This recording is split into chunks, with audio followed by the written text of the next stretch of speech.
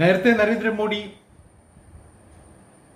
ചൈനയ്ക്ക് മറ്റൊരു കരുത്ത പ്രഹരം നൽകിയതാണ്. സൗത്ത് ചൈന സീയിലേക്ക് പാടിവാതിലുള്ള ഗേറ്റ് വേ ആയിട്ട് അവർ കാണുന്ന 10 രാജ്യങ്ങൾ, ആസിയാൻ രാജ്യങ്ങൾ, അവരെ മോഡി ഒന്നിച്ച് നിർത്തി.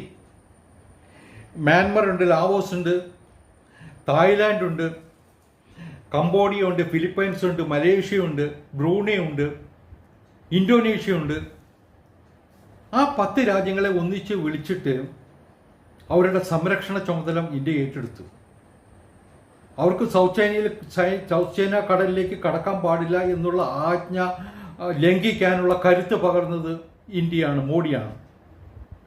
മാത്രമല്ല 2018 റിപ്പബ്ലിക് ദിന പരേഡിലേക്ക് നരേന്ദ്രമോദി ഈ 10 ആസിയാൻ രാജ്യങ്ങളുടെയും രാഷ്ട്ര തലവന്മാരെ വിളിച്ച് മുഖ്യാതിഥിയാക്കി. ഇന്ത്യയുടെ റിപ്പബ്ലിക് ദിന പരേഡിൽ സാധാരണ ഒരു മുഖ്യാതിഥിയെ ഉണ്ടാകാറുള്ളൂ.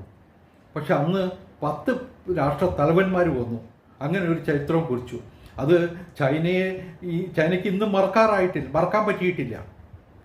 സൗത്ത് ചൈന സീ സ്വന്തമാണ്, വേറെ ആർക്കും കാലുകുത്താൻ പറ്റില്ല എന്ന് പ്രഖ്യാപിച്ച് നടക്കുമ്പോഴാണ് ഇന്ത്യ ഈ ആസിയാൻ രാജ്യങ്ങളെ അവിടേക്ക് കടത്തിവിടുന്നത്.